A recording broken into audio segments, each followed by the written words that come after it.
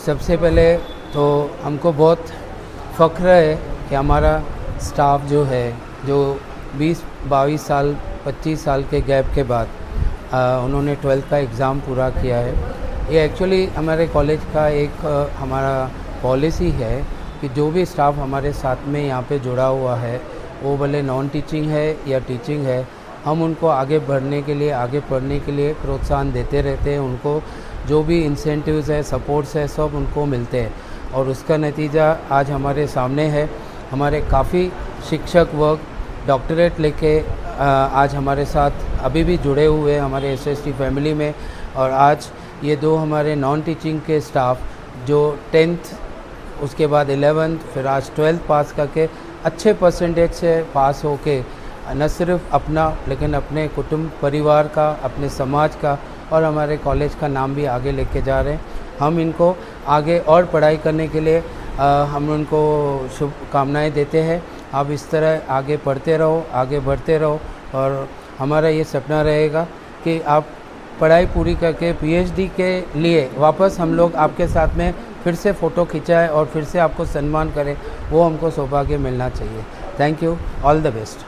12वी पास होण्यामागे कारण आमचे शिक्षक, नॉन टीचिंग स्टाफ, आमचे प्रेरणादायी आपले कामिनी मॅडम, त्यांच्या कार्यांना बघून आम्ही प्रोत्साहित झालो की त्यांनी इथे असून MA MEd हे शिक्षण घेतलं। त्यामुळे आम्हाला पण खूप म्हणजे हे वाटलं की आम्ही पण शिकायला पाहिजे।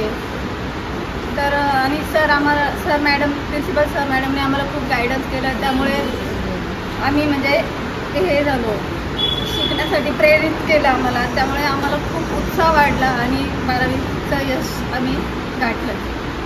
मी इथं आता SST कॉलेजमध्ये 11 वर्षापासून काम करत आहे।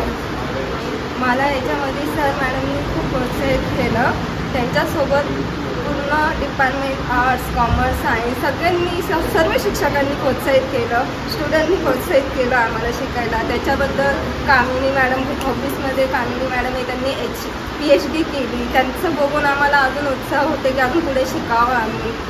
त्याच्या संगतीला आम्हाला आमच्या घरच्यांनी पण प्रोत्साहित केलं की तुम्ही शिका म्हणून। सगळ्यांचा सहवास आम्हाला भेटला आहे, त्याच्यामुळे आता खूप आनंद होते की आम्ही 12वी पास झालो, 10वी पास झालो, 11वी पास झालो। खूप म्हणजे खूप आनंद होते आणि पुढे आणखीन आम्ही करायचा प्रयत्न करणार आहे।